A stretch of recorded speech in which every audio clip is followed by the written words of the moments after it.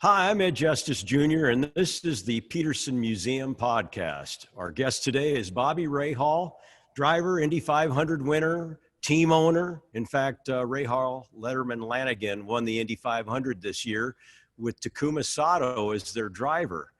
Bobby's also a big supporter of the Petersen, and he's on the board of directors. It's great to get a chance to talk with you today, Bobby. Welcome. Thanks, Ed. Good being with you as well.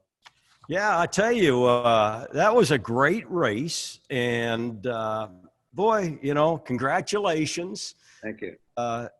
There's one thing that's seems to be the case is Takuma has a lot of passion when it comes. He's a 10/10 driver.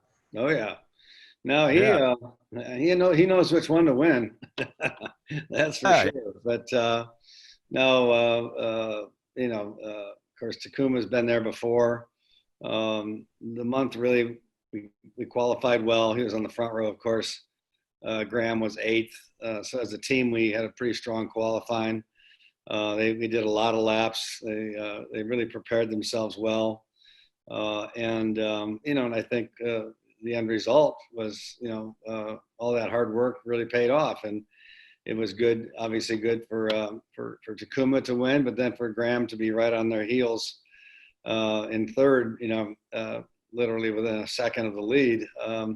It was interesting. Dixon was saying, "Oh, I wish there'd been a restart," and thinking that probably he would have gotten a shot at Takuma. But I think the guy who had a shot at both of them might have been Graham. So who knows? But we're real happy with the first and the third. Been pretty happy with the overall performance of the team this year as a whole. And there's 3 races to go, so hopefully we can end up on a good note. Yeah, absolutely. You're the getting first and third, and then having your other car crash there at the end. Yeah.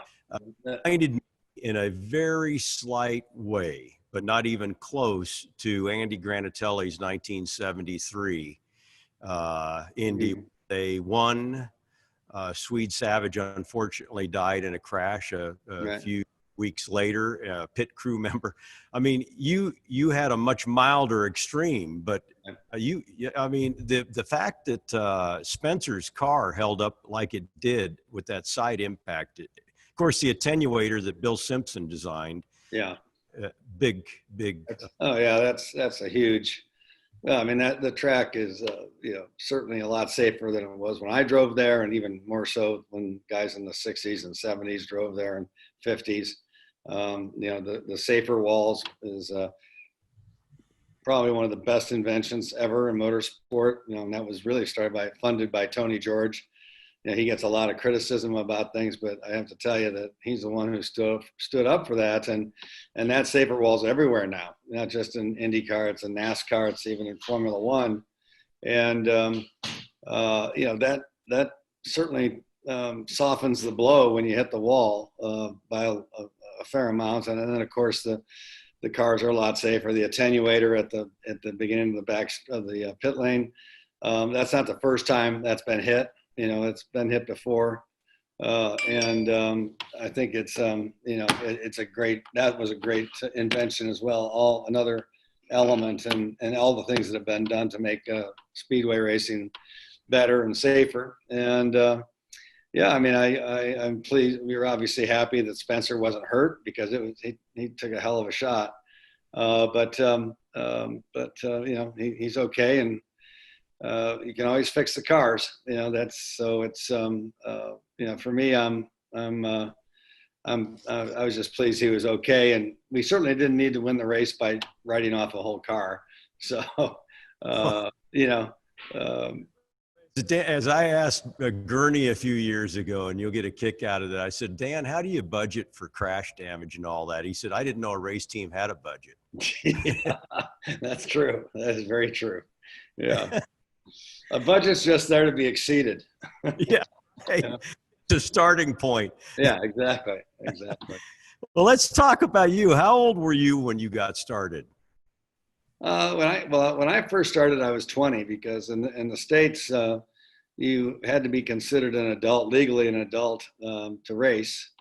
And in '72, that voting age was 21, and that was kind of the determinant of what an adult was. And then in 73 is when they lowered the voting age to 18. So all of a sudden, we could drive. And I was, as I say, I was 20. I was in my second year of racing, and while I was at university. And so that was great. But, we didn't really, they had go-kart racing, but we really didn't do any of that back in Illinois to any large extent, or at least I didn't.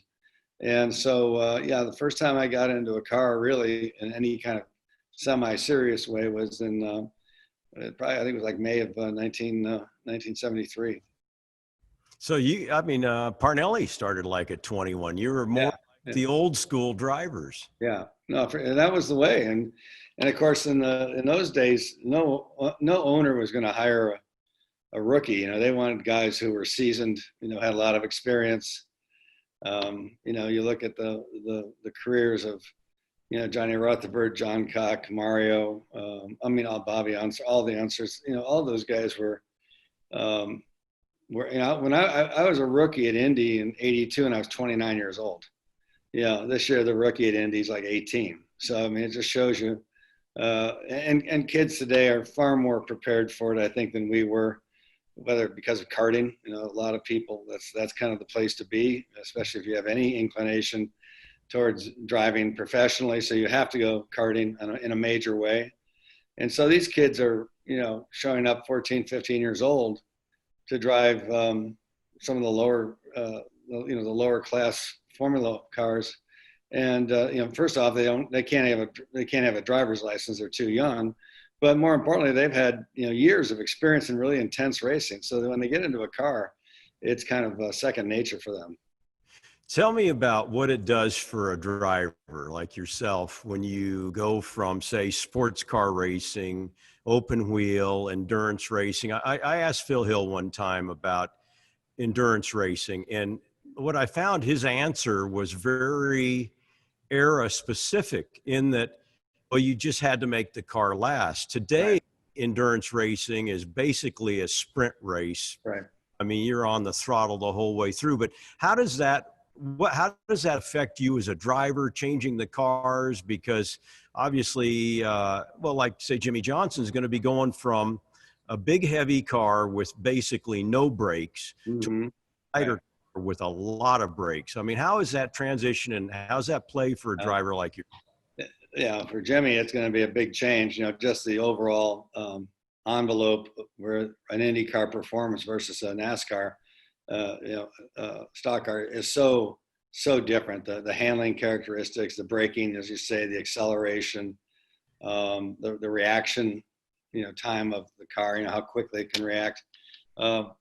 Stock cars, much more lethargic, I guess I would say, compared to an Indy car. So it'll be interesting how he and the physical intensity. You don't have power steering, you don't have cool suits, you don't have all the stuff that they do in NASCAR. So it's going to be a different thing. But getting back to what you were saying, so I started out in sports car racing, and of course my goal was to get to Formula One, and I began racing formula cars as quickly as I could. And I still feel this way today, because even when you see guys in sedan type racing in Europe or wherever, a lot of them, especially as they go on in their professional career, a lot of them were quite good in junior categories. And so that, Formula 3, Formula 2, whatever the case may be, that they weren't really in production car categories in the beginning. And so, I started in open wheel racing. I really wanted to, as I say, get to Formula One. And I got there, but not very long.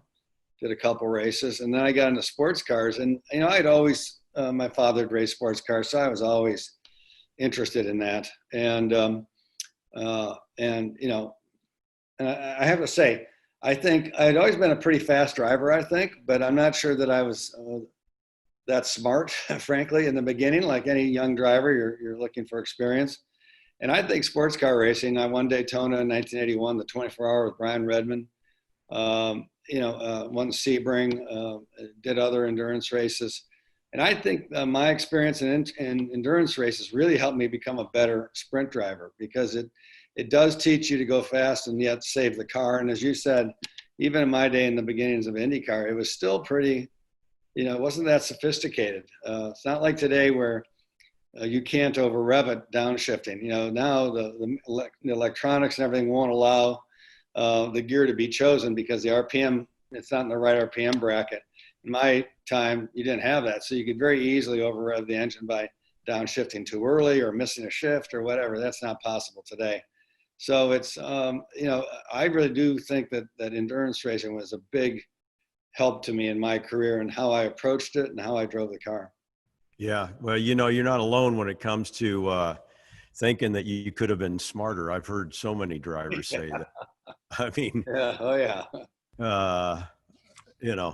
It's taking the bait with another driver or whatever. I mean, there's just any number of ways that can play out. But your dad was a big influence then. I mean, by osmosis, when you were growing up, then, I mean, just that in itself, you enjoyed your time at the racetrack and everything that went with that. Yeah. Well, I did. I mean, I was very fortunate. My dad, starting in the mid 50s, had sports cars. He had a Triumph TR2, we had a Jensen, we had, a bunch of stuff, Alfa Romeo, and old Porsches, and you name it. So that's where I hung out. That was my after school life, my weekend life. Went racing with my dad. My summers were Little League baseball and going racing with my dad. And of course, SCCA was such a family-oriented part of motor racing anyway. You develop friendships with people, friendships that still last today. And we're talking 50 years ago. In some cases, maybe a few more than that. So, just really enjoyed it. Although, again, because my father was in the food business, there was never the expectation that I would drive, let alone drive professionally. I just thought that was a little bit out of reach, frankly. That my life, I was supposed to go to college, get a good job. Presumably, I think that meant going into the family business, but I didn't want to go into the family business, so that took care of that. But luckily he had these old race cars, and I started racing those, and I'm really fortunate because I don't know. I tell people I don't know if I found racing or it found me, but whatever. Here we are, and I feel very fortunate. I'm very lucky to have had all those experiences. And I know you're very similar in the sense that when I was a kid in the 60s, we were going to the drag races, we were going to the sprint car races, we were going to the road races, we were going. You name it. As you well know, that was an unbelievable time in our sport. And so, I just ate it up. I lived it. And so consequently, since I started racing, it's really been a bit of a fairy tale for me. I've really been very fortunate. It was a great time to grow up. I mean, there's no doubt about that. I mean, we could go on about that. We could do a whole interview just on that by itself. I watched the race at Mid-Ohio. You guys were there this last weekend. Mm-hmm. And it looked to me, they got a new tower, don't they? Is a new tower? There's a scoring tower that is new, yes. It looked like they repainted all the roofs new red, and the place, it looked beautiful on TV. I got to tell you, the green grass, of course, with all that, and I can't help but when I see that and I see that property, think about the influence of Jim Truman, mm-hmm. and who, of course, had a big influence on your career. Right. And I mean, you guys had. It was more than a car owner, team owner, driver relationship. It appeared on the outside. And of course, when you won Indy, I can't think in my lifetime any more emotional victory in victory lane than with Jim there, who was suffering from cancer. Mm-hmm. And it was clear to everybody that he probably didn't have a lot of time left. And here you delivered that win that he so wanted. I mean, what effect did Jim, because he was just a great guy from the outside, everybody, what effect did he have on your career?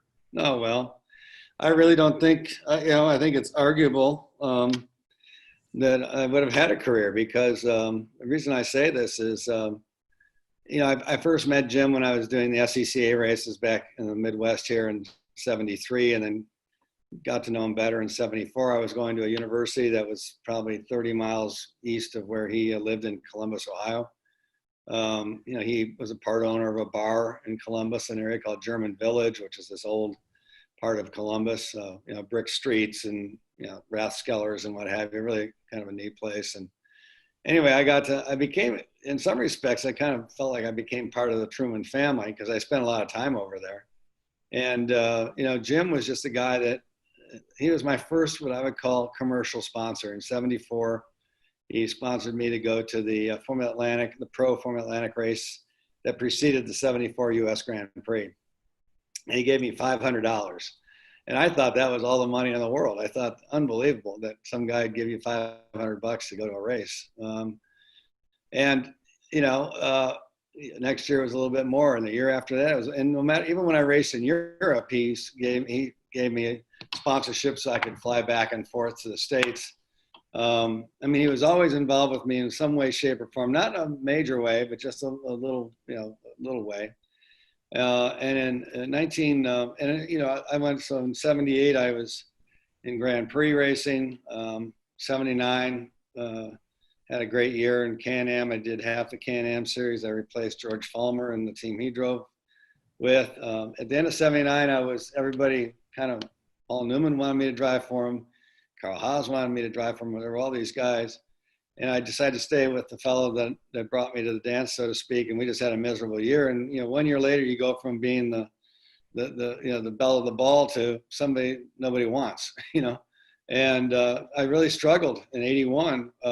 Finally, of course, we won Daytona 24-hour, which was wonderful at the start of the year, but I was still struggling for rides, and I didn't really have any sponsorship to speak of. Jim, about halfway through that year, Jim said to me, if you're smart, you'll say yes to everything I say. And of course, I knew Jim, obviously, and trusted whatever he would say would be right. And so I said, okay, yes, to everything. And he said, well, I want to go to Indy. I want to start our own team. You need to put the people together to do that. Let me hire them. You need to go find people to buy the cars and the engines. I'll put up the rest of it. And that was and the reason I'm bringing it up is because by the end of 81, I think my career could just as easily ended as going on. And, but with that offer and with what we had to do to get ready for the 82 season, that kind of, I always felt that kind of saved me. And in 82, of course, we were rookie of the year in IndyCar racing. We won 2 of the 9 races that we ran in. We're on our way to finish in the top 5 at Indy, and then we had an engine failure with about 10 laps to get left. But and then all of a sudden, you're the flavor of the month again, right? You're everybody wants to take you to the dance. So, but I always stayed loyal to Jim, and I would go over to his house, watch football with him. In fact, Tim Cindric, who's Roger Penske's right-hand man on the IndyCar program, Tim married Megan Truman. And when I was over at the Truman house, Megan was probably about 3 years old, and she'd sit there and bounce on my knee, and we'd watch football and drink beer. So, the relationship I had with the family was extensive. So, clearly a lot of appreciation for what Jim did. But I always tell people, it wasn't just me that benefited from Jim's support. It was Willie T. Ribbs. Jim was a big supporter of Willie T's. There's a woman driver named Kat Kaiser from Columbus, Ohio, who won a SEC national championship that he supported. He probably had 5 or 6 or 7 cars in various types of racing all over the country in those years. So he was just the kind of guy that really, he gave young people a chance. And I think the biggest thrill he got out of it was to see them take the ball and run with it. He was what they would call a true patron of the arts. The arts that he loved just happened to be auto racing. Absolutely. Absolutely. So let's talk about when you went to Indy, because I've heard different stories. Danny Sullivan, a good friend of mine, mutual friend of ours, Rocky Moran, you guys were all sort of contemporaries in that era, coming out of the Can-Am, Second Coming and all that. And you and Danny went to Indy about the same time, within a year or two, and much later. And but I remember hearing, I mean, you go to Indy, the first thing everybody hears about is turn one. Okay, the infamous turn one. Yeah. It, you know, obviously I've driven in a car around Indianapolis, but that's, you know, it's like I say to people about driving a car at 100 miles an hour today. I go, you know, some of these cars you can get to 100 miles an hour so quick, it's not a big deal until you hit a solid object, and then it gets, and Yeah. you know, I mean, whistling into turn one at like today's speeds, somewhere around 240 or whatever, and whatever the speeds over 200 back in your era. I mean, it's, the stands have their effect. It's a flat turn basically. Yeah. Pretty flat. I mean, was it 9 degrees or whatever I think it it's is? 11, I believe. 9 or 11. Yeah. Anyway, it isn't much. We know that. No. And so, I mean, how does a driver like yourself work up to that? Because I mean, you got to think, the average person's got to think that in your mind, it's saying, I don't know about this, but Right. you're Well, also at the same time saying to your foot, you know, stay in it, feeling it out, etc. I mean, how's that work? well, I think, the first time I drove there, it was for rookie orientation, which I think was in April of '82. And I remember getting to the track, and you know, I'd been to Le Mans, I'd been over 200 miles an hour, I'd been to Daytona, I'd been to, you know, a lot of tracks that were fast. And but when I got there, and you know, you're going out, you know, down out of turn 2 towards turn 3, and I said the first thing that struck me was that an Indy car was the first car that I ever drove that never stopped accelerating. You know, it just kept, it never ran into that brick wall, that arrow brick wall, you know, where it couldn't go any faster. It just kept, that tack just kept going up. That was impressive, number one. Number two was, it was a cold gray day, and there were nobody in the stands. And of course, you've been there, all the stands are like battleship gray. And it was really intimidating, I thought. I mean, it really, and it snowed, started snowing, and thankfully they put a halt to it, and we were able to go away. But I just remember feeling pretty uncomfortable with it, and but you know, we were able to go away and be able to think about it, and then you go back for the real, you know, the real thing come May 1st or whatever day it was, and at least you know what to expect, which is helpful. But still, like you say, you know, in those days, nobody was flat. Even in '82, I'm not even sure, maybe in '83 they were. And the only way, you know, to be able to tune a car to do all that, you actually kind of have to go through this barrier. And the tough part about that is you have to be in a position that if a car starts to get away from you, you can save it.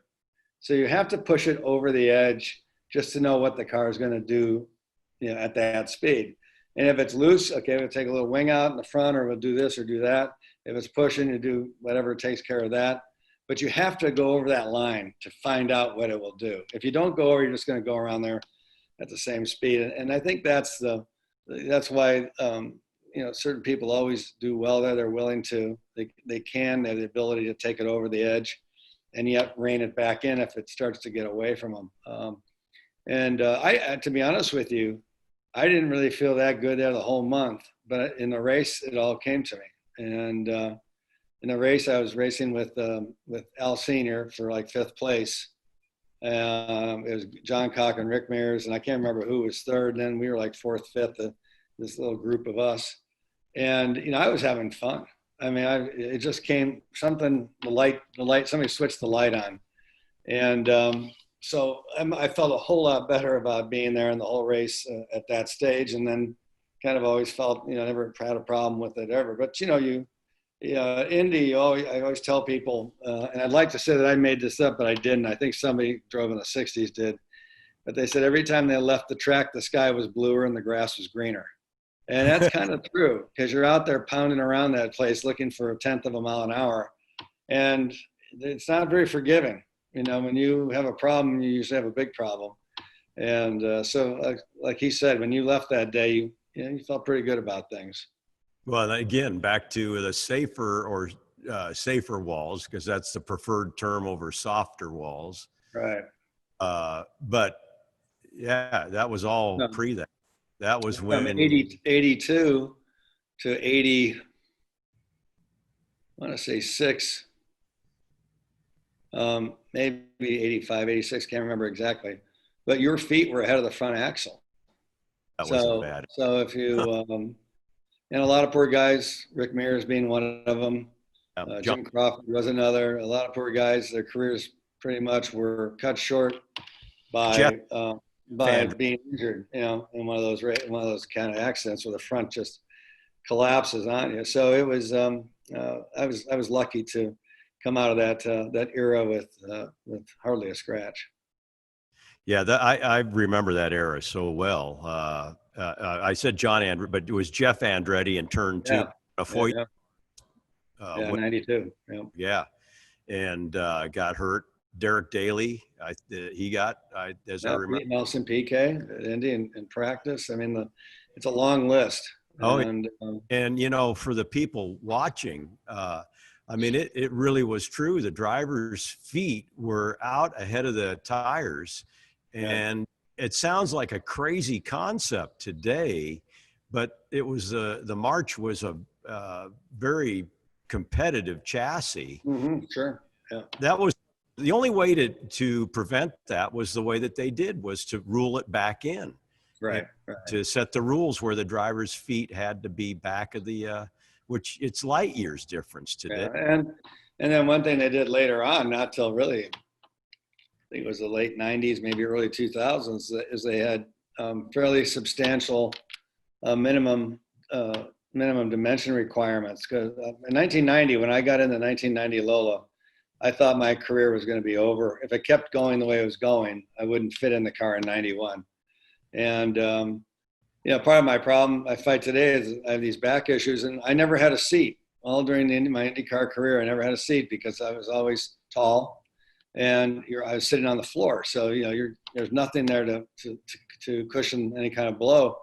And I mean, as I said, the 90 car was so small. I mean, it was fast, but it was so small, and if you hit something, it was going to hurt. And thankfully, actually more about the time Graham got into Formula Atlantic and into Indy cars in the early 2000s did they start to push out those minimum dimensions so a guy who's 6'4" could fit in a car and have a seat.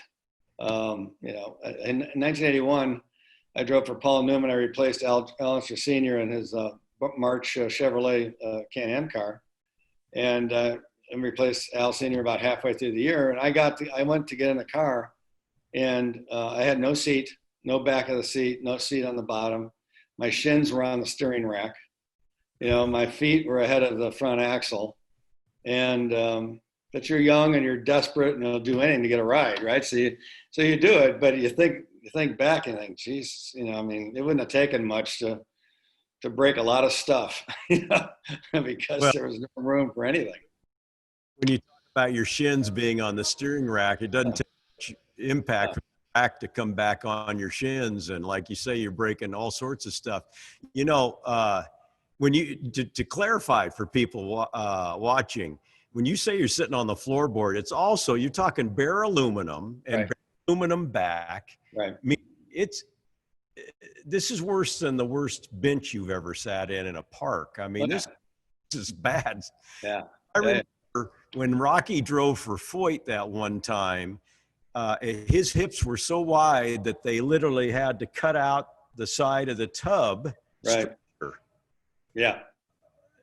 Which, people, if they hear that, they go, really? Oh yeah, no, I saw that. Yeah, Rocky was bigger than I. I figured if Rocky could fit in anything, I could, but, or it's like Dan Gurney. How the hell Dan fit in a lot of the stuff that he drove? Dan's even taller than I am, but, well, yeah, like, as I said, you're young, you're trying to make your way, and the last thing you're going to do is turn down a ride because you didn't fit in the car. You'd figure a way. Yeah, exactly. Well, one more thing on Indy and about driving there, and then we'll move on to something else. But I've heard this, and I think you and I have even talked about this. The one thing that you can't be prepared for as a new driver is the start.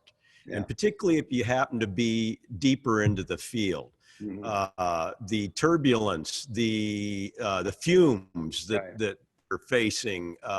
We watch it on TV, and of course, I got a drink in one hand, whether it be a soft drink, whatever, and I got the AC on, and the couch feels really good, Yeah. and I'm watching the big screen, or if I'm in a suite at Indianapolis, I'm watching it there, and I'm thinking, okay, this is great. Yeah, hey, could you turn down the air just a little bit more? And you guys have field and you can't see, and the turbulence I hear is just pretty impressive, and plus it's like a giant street sweeper cleaning the track the first few laps, I guess, isn't it? Tell us about it. Well, I'll tell you, the more impressive one to me was the start of Michigan International Speedway. But to get back to Indy, the big thing about Indy was the accordion effect. Because when you're back in the last couple rows, you're at the start finish line and you're having to get out of the throttle because everybody starts backing up and you just get this big accordion effect. And so you got to be really aware of that. Young drivers, when they come, the rookies, you got to tell them, hey, listen, you need to let's just get through turn one, then worry about going racing. Don't try to make up space because I think it was in the last 2 years of my career at Indy in 94, 95, we had major accidents on turn one on the first lap. So, and so you just, you got to try to instill some judgment in some of these young guys because they all want to show everybody how good they are. But at Michigan, I'll never forget this. And this is 82. Those cars didn't burn the fuel as efficiently as they do now. And of course, there's a single turbo. It had, big wastegate. And when you were in the pits just warming up, your eyes were always you're tearing because if the wind was coming from the back, all those methanol fumes would come into the cockpit and you could barely breathe. And so the first lap, I'll never forget Michigan, I'm going down there and there's this I'm probably midfield maybe. And there's just this yellow haze that's hot and it's just full of unburnt fuel and burnt fuel. And it was all this noxious environment to be in. I mean, it's horrible, right? And you could barely breathe and you're going down there at 200 miles an hour. And of course, that's just because everybody's so together and you get, you just get that. That was more impressive to me than Indy just because, everything was yellowish. It looked like one of these pictures of the fires in Northern California. The sky just went yellow and these horrible fumes. And you had to deal. You come in for a pit stop and you were holding your breath because you don't dare take a breath in case all the fumes come towards you. So that was pretty impressive. Thankfully that you don't see that anymore. But yeah, those days, those first few years in IndyCar were, especially the first two, I would say were eye openers for me, for sure. Yeah. So, everybody talks about how your life changes when you win Indy. Yeah. And, and you won Indy once, you won the championship 3 times. Mm-hmm.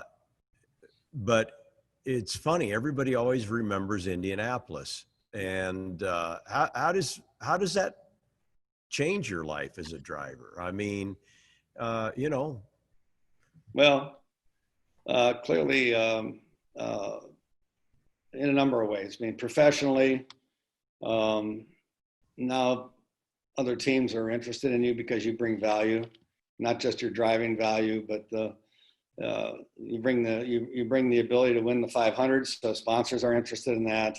Obviously, teams are interested in that, and so your value as a driver within the industry just goes up considerably because you won the race. So I think that's foremost. And of course, the more you win it, the more you can, I presume, the more, I've only done it once, but the more value you bring even beyond that. Now, it's interesting with Sato now having won it twice. I'm going to ask him later on this year if it's true that he's worth more now than he was, after one. But yeah, I mean, it's just from a commercial standpoint, you bring more value, and teams want that, sponsors want that. Everybody wants to be with a winner. That's just the reality. And of course, Indy, if you're going to win a race in the IndyCar Series, Indy is the race to win. And it sounds simple, very difficult to achieve. but yeah, it has. I don't know what other sport, maybe, I don't know, Wimbledon and tennis, maybe the Masters in golf has the same effect, but they're not really team sports. IndyCar is a team sport, and so I don't know of anything in the in baseball, maybe the World Series. I don't know, but yeah, that's the impact it has on you. And then of course, because it has that impact on you personally, you're impacted in a very positive way. You start making more money. There's always personal sponsorships. There's this, there's that, and so you're in a better place financially. And I think, even today, it's been I've won 86, so it's 34 years, 34 or 40, 34 years since I won. And even today, when we're being introduced to people, I'm never introduced as the 3-time IndyCar champion, which I think was a lot harder to achieve, frankly. You're always introduced as the 1986 Indy 500 winner. And oh yeah, and by the way, you won 3 championships too. So that's just wherever you go, it follows you the rest of your life. And no one ever, and it was a great race, and it was a hard race, but nobody ever introduces me as the Portland 200 winner. Now, maybe when I'm in Portland, they might, for obvious reasons, but and I don't mean to make light of it, but that's just the impact that Indy has, and it just dwarfs everything else around. Well, you mentioned how hard it is to, and you sometimes see on the internet some of these armchair warriors, and about a driver. Well, he doesn't want to go to Indy because come on, they just go in circles, and it's really, there's nothing to prove there, et cetera, et cetera. We both heard plenty of this stuff over the years, but here's the reality. Take Fernando Alonso, who is a great driver, a great guy, really of the old school mentality, is open to driving anything, wants to drive anything, wants to win in everything. And, the first year he came, he was with Andretti, so he was with a good team, and he had a really good result, and looked like maybe even might have a chance to hit victory lane. And then the next year he didn't qualify. And then this year he struggled. And then you have a guy like Jimmy Johnson, who's going to come to IndyCar, and one race he won't run will be the Indy 500. And it's not because it's an easy race to run. And you yourself had one year you didn't qualify. Roger Penske had one year when they didn't qualify. Right. Roger struggled this year at Indianapolis. It really is hard to put your hands on, and everything has to just really come together to end into victory lane. Absolutely. Well, it is. It's so true, and the team is absolutely critical to a driver's opportunities. The smallest changes. Now you're all driving the same car, different engines, but the same chassis. And yet some guys are qualifying up front and some guys are qualifying at the back. And the thing that's impressive now is the compression in the terms of the difference in time and speed between the first guy on the grid and the last guy on the grid. It used to be 15, 20 miles an hour. I think it was this year or last year, it was like 5. That was the difference, over 4 laps. And it might not have been 5, might have been a little bit less than 5. And it's so intense now, and it's so competitive. That it was tough in my day to win or to finish in the top 6 or maybe the top 10. Today it's tough to finish in the top 20. And I know I get the comments, and it really kind of irks me because I've seen the steering traces of these guys when they're qualifying, and they're turning right as much as they're turning left. And at 200, and they're going to turn 1 at 245 in qualifying. And we talked about, you mentioned earlier, what's like at turn 1. Well, I can tell you, when you're coming into turn 1 at any speed, anything over 225, it looks like you're driving into your broom closet. I mean, it's blind. You don't really see the apex, and it's kind of a leap of faith. You go in there and you know where you want to be, and you've got your foot down. You have to commit now, way before the actual corner, whereas in the old days before ground effects, you kind of drove it on the rear end, that you get off a little earlier and then drive it on the throttle through the corner. Today, you drive it on the front wheels because you have to carry the speed and you have to commit. And that takes no small amount of bravery to do it, because especially if you're not quite sure what lies on the other side. And so for people to claim that these cars are easy to drive today is just is wrong. It's that simple. And of course these guys are driving on top of each other too all the time. They're in a pack, which I think, fortunately for me in my day, you never really had that too much.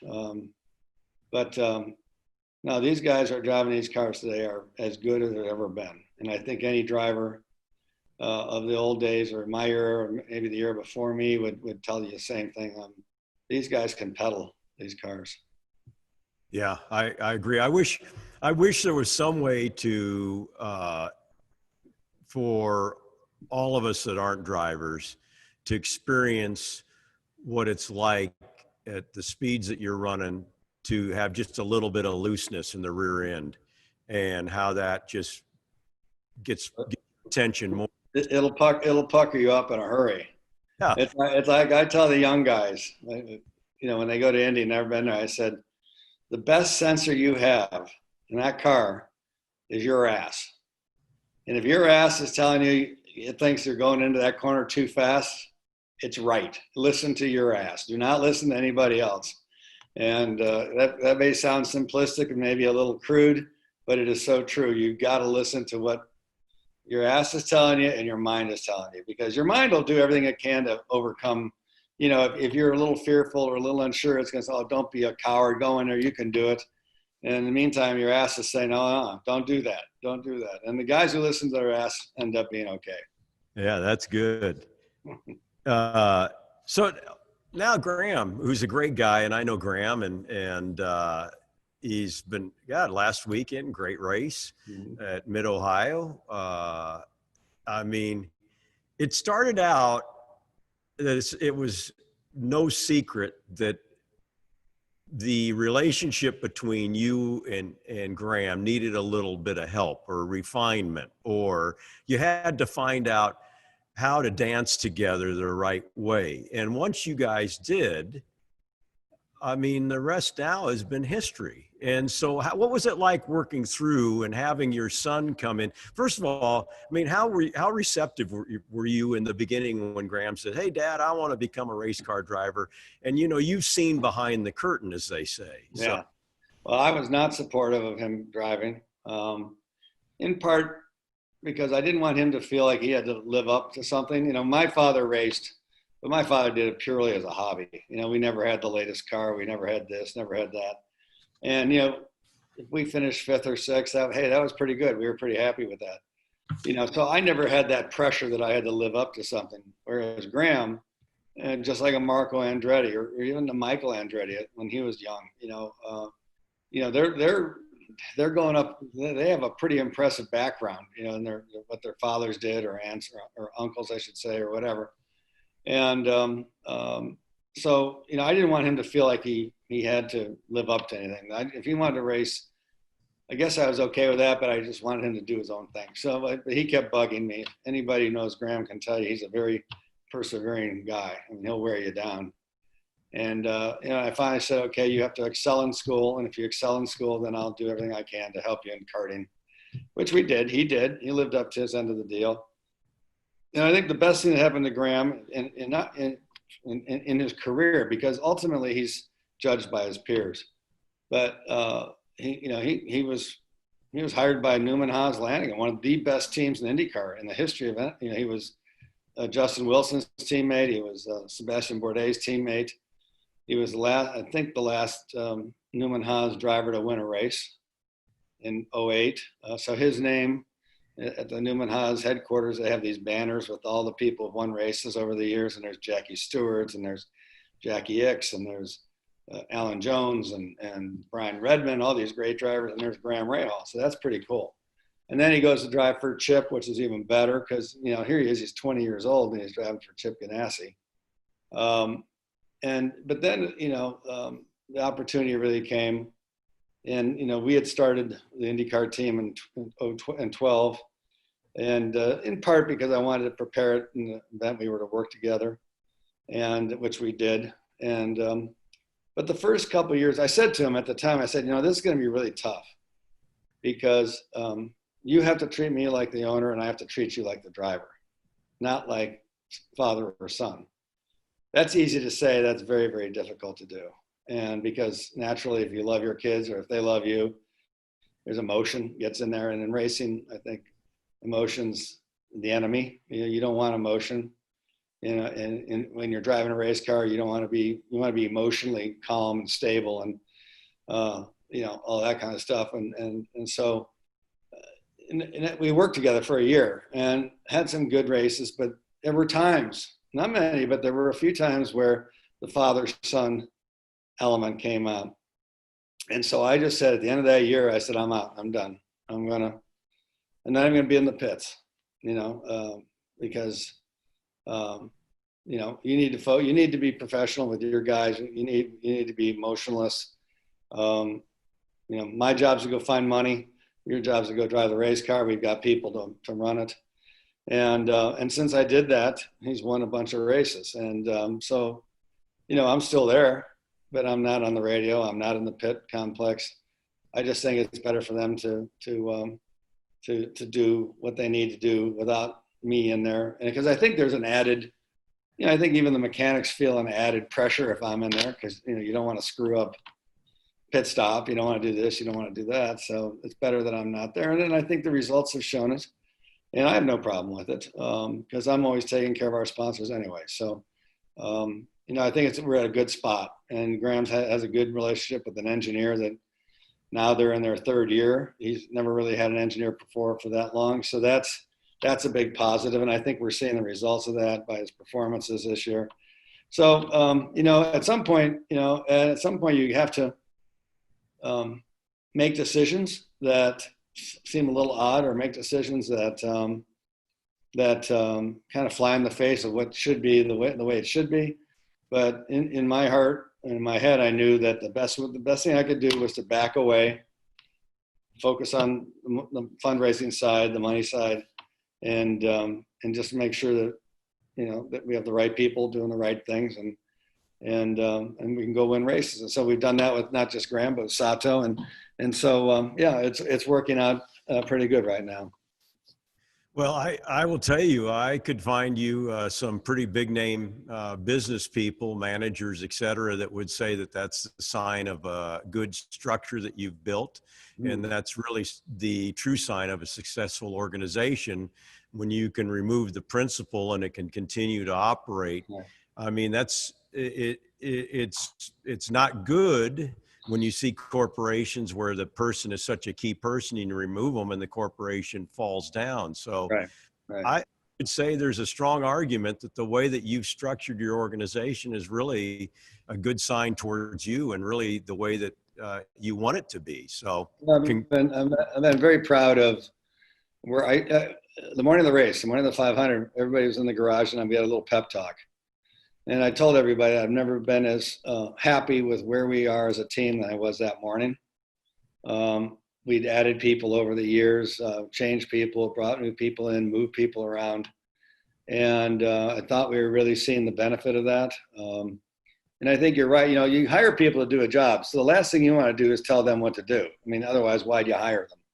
So for me, it was all about, now my view, maybe 5-7 years ago, my view was at 10,000 feet. Now my view is 35,000 feet. And the team manager's view is at 10,000 and the president's view is at 20,000. You have a layer cake of responsibility. And the people we brought in, I feel very happy with the quality of the people that we have in the team today. And, that doesn't mean we're not going to go out and continue to find good people. But I think all the efforts over the last 5 years or so have really started to reap some fruit. Yeah, well, you ended up in victory lane. I mean, the proof is in the performance, as they say. So when you guys aren't at the track, you're into vintage racing. I was talking to Justin Gurney the other day. He told me, what do you have, Jerry Grant's 66 Eagle? Right. Yeah, so you run that vintage racing? Well, it's not done being restored yet, Okay. and but fairly soon. And I'll take it to Indy, I think, and just putt around with it.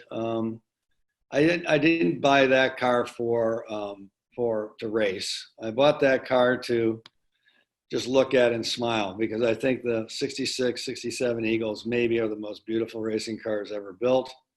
Of course, a testament to one of my heroes, Dan Gurney.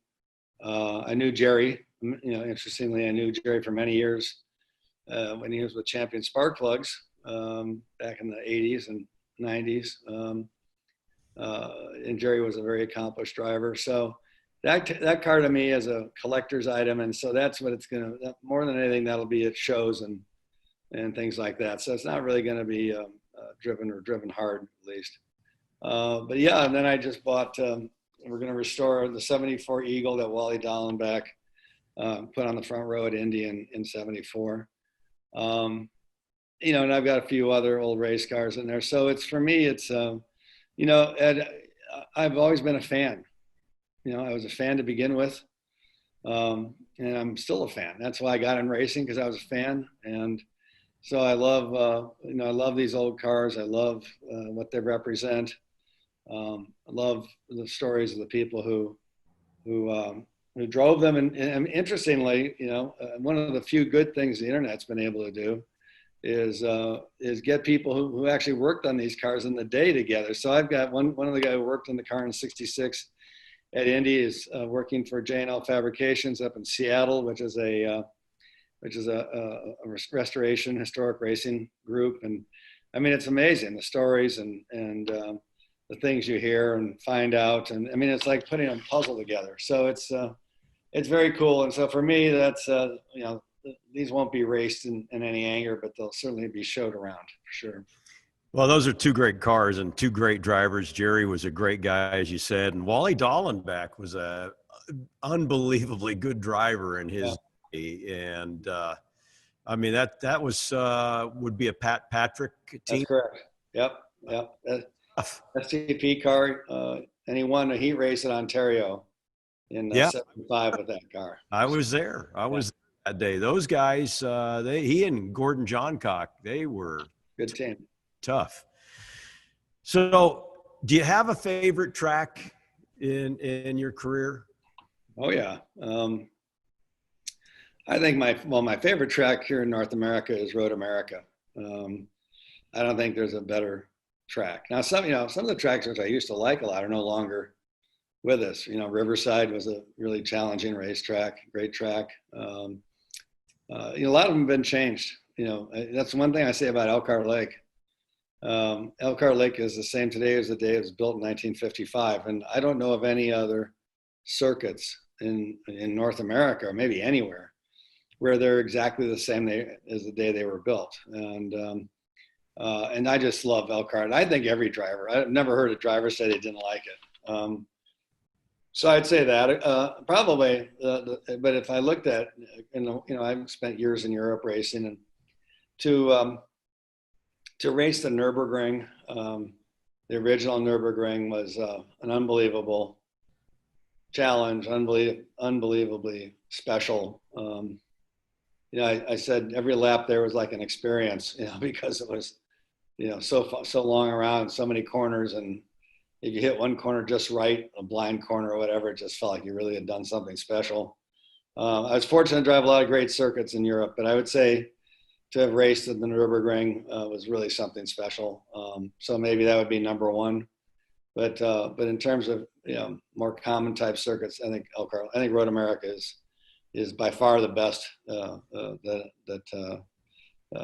at least in North America. Spa is a fabulous circuit in Belgium. I would have loved to have driven the original Spa, but the new one's pretty darn good. And, in Le Mans, of course, it's been changed quite a bit, but I drove it without the chicanes on the Mulsanne Straight and with a lot of the old circuit there. So I had a chance to drive on a lot of great tracks over the years, but I would say, I'd say the Nürburgring for the greatest experience and Road America for the greatest circuit in North America. Well, I have to say, I totally agree with you. The thing that I love about Road America is also the way that it's managed. Yeah. The facilities are beautiful. The ownership, the way they've got that structure just seems to really work. I mean, Mhm. and you really could, between us, we could come up with a whole list of things that they really have got set up there. And it is an amazing place. There's no doubt about it. Yeah. And Nürburgring, well, man, I mean, I look at that and then I think about your team drivers, Connor DeFilippe, who I know, Mhm. and won there in the 24. And I think when I look at Nürburgring and having been around it, there's just no margin for error in that Yeah. track. Yeah. It should Well, be and anywhere.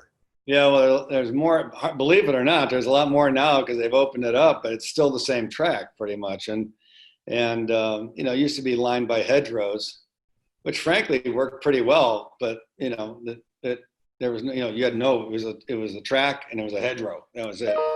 And those hedgerows grow up to be pretty strong. But yeah, it's just an amazing experience. Anybody who's interested in racing, they go to Europe. You can drive around it for, I don't know how much it costs now, but it's not too much. And just to drive around is something special. And you come flying around a corner, if you're that bold, you might end up passing a bus. Exactly. You know, who knows what lies around the corner as you go Oh slow yeah. there. Oh yeah. Oh, it's a free Yeah, I for mean, I remember in '79 I drove the Formula 2 race there, and I was on the second row, I think. But the night before the race, a lot of the fans were there, and there's this one area down by Adenau Bridge, and all the fans sit up on this hillside, and the track was still available, for people to drive. And you got motorcycles, you had cars, and there were more accidents. There was more, I don't care what, motorcycles, cars, and you can see the videos, in fact, on YouTube and stuff of people rolling their Volkswagen Bugs with their family in it, their kids, I mean, it's just nuts. And yeah, they didn't shut it down. They just kept it. I mean, it was really something else. And anybody who's been there's got a lot of great stories for sure. Yeah, they have a different legal system over there. Very different. Very different. Trust me. Yeah. I remember when I went around with Phil Hill, came out our bridge going up the hill there. That's where Peter Collins crashed. Mm-hmm. And, but anyway, well, Bobby, it's sure been spending time with you today. And again, once again, congratulations. And for everybody at the museum, I know they very much appreciate your involvement in the Petersen Museum and you being on the board, and just great to have this time with you. Well, I appreciate it. It's been a real honor for me. It's a fantastic board. The board members are very accomplished people in their own right. I think it's a museum that's in very good hands, I would say, both from a board standpoint, and then of course Terry Cargus, who runs it, and the people that work with Terry. I mean, and you look at the museum every year. I mean, it's just in the things that are happening even today in this whole pandemic crisis. I mean, even today, the things that are happening, it's just really well done, and I'm just really proud to be a part of it. And